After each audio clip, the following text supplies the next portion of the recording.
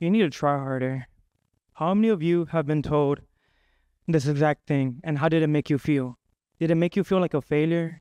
Like you were inadequate? Did it make you feel angry? This is a reality that many students face, but it is especially true for first-generation American students. Hi, I'm Krishna Aparicio, and good afternoon. Thank you so much for the amazing opportunity to be able to speak here today. This is just one of the many opportunities that I've been awarded. I couldn't do this without the support of those in my community and at home.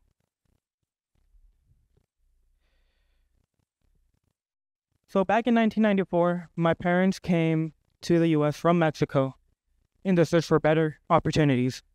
They have came to the U.S. multiple times before on vacation and saw that was the hope of raising a family, that the U.S. was a better place to do that.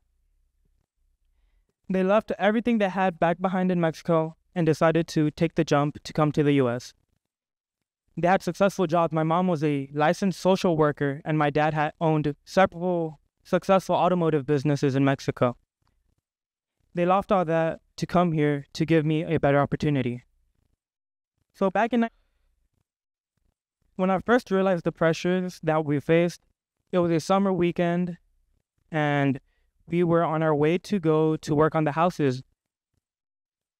I was 5 years old, and I remember that I was supposed to be a kid having fun playing, and I was instead helping my parents fix up a rundown house in order to make ends meet.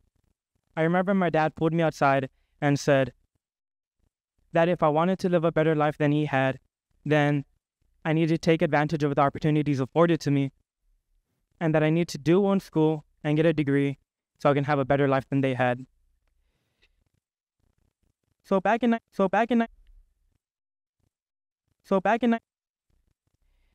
essentially made it known that if I didn't succeed, the efforts and sacrifices that they fought so hard to get were not going to be worth it. And with this in mind, the pressures to succeed in life would only grow greater and have a greater effect in my everyday today life. There are a lot of first-generation Americans in the U.S., and especially here at this very school. And as a first-generation student, I can say that there are common shared pressures that surround and affect us. The first and most important being family. Our family puts a lot of pressures onto us. We have to make the sacrifices worth it. Many first-generation Americans have had their family leave everything behind and start from scratch. They get told that they need to make those efforts worth it. So back in that, we can let them down. Sometimes they even say that their future depends on our success, that if we don't do good, then they won't do good in the future, then who's going to take care of them? Many, especially my Mexican culture, has that effect, has that incorporated pressure of being a child. Another great pressure that we face is in school, in academics. We have to do well in school, and we have teachers and parents tell us that if we don't do well, we can't get a good job, and that we'll be stuck working minimum wage. Another being social pressures. Most people don't see this, but I, as a first-generation American, have had to essentially not give my ethnicity and my Mexican culture a bad name. I have to act right in a way. That I cannot feed into the stereotypes, and that I have to always keep my public appearance prim and proper. Right now, whenever I walked in, maybe I looked like a busboy right now in my black polo and in my jeans. Many people do not see that I'm more than that. And all of these transfer to personal pressures we put onto ourselves. My family has instilled in me from a young age that I have to do in well school. And now I have personal expectations and pressures of myself that I have to do well, that I always have to get the best grade. I always have to chase every single opportunity and make it worth my while. And however, those pressures are not only enough, we also face everyday obstacles and challenges in our everyday life. First and foremost, we face stereotypes and misconceptions. We face preconceived notions about myself. Like I said, I look like a busboy. Many people don't think that I'm a smart kid. Maybe I don't try well in school. They don't see that I love school, that I am a medical student trainee. They just see a brown boy in casual attire. Sometimes they don't think teachers in particular think that I can produce a high caliber of work that is expected from them. And if I do, I've been assumed of cheating or plagiarizing my work. And if we do good and they do believe that I am a good child, I am seen as a golden child by my peers, they look down upon me because I am a teacher's pet, even though I just try my best to overcome these pressures and to make a better life for myself.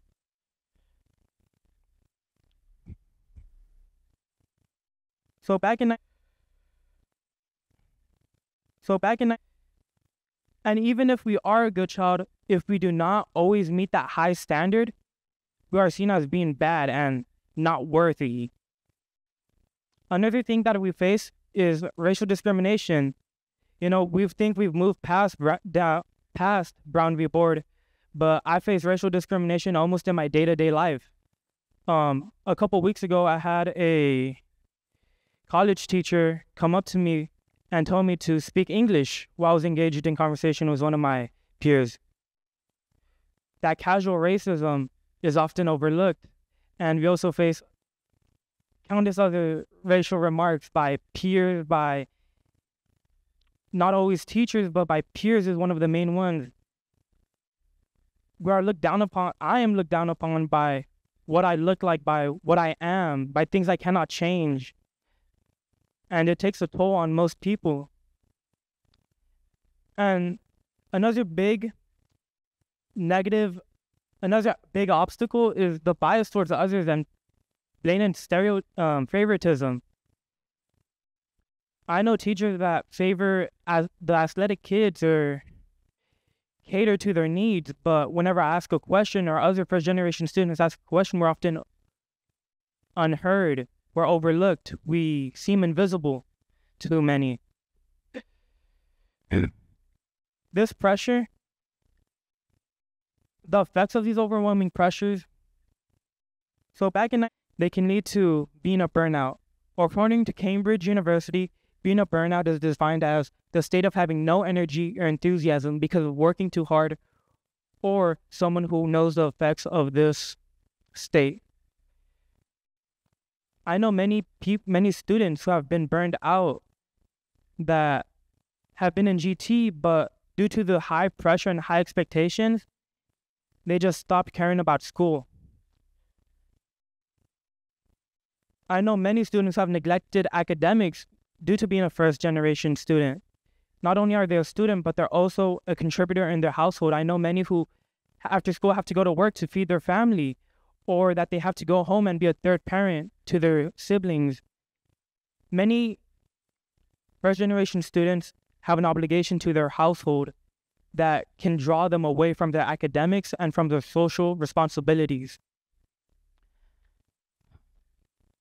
This can also lead to dropout. I've had 7 friends drop out over the course of high school. I've had 2 of them drop out in freshman year, another 3 drop out last year, and 2 this year alone.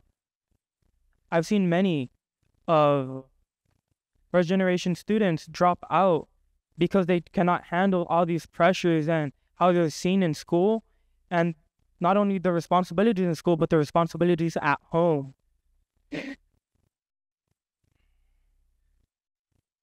You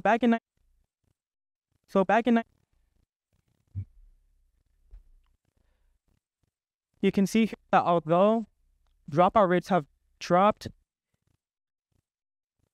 it's still pretty high, and it's also disproportionate to Hispanics in comparison to Black, non-Hispanic, white, and Asian students. However, that does not mean, and that does not define our outcome. Even though we face these pressures, we can overcome them.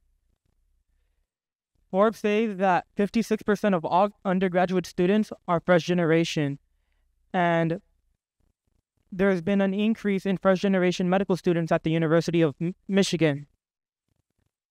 Not only this, if we're able to overcome these pressures that we face in school and in life, we will be more equipped to deal with these pressures at a higher level, at a college level, out in the real world. Without the support of parents or teachers or friends, we will be able to persevere. So no one should stop you from pursuing your dreams or a better life. No one should cut you early. The only person who defines your future is yourself. And in order to do that, we have to be perseverant and to be dedicated. So back in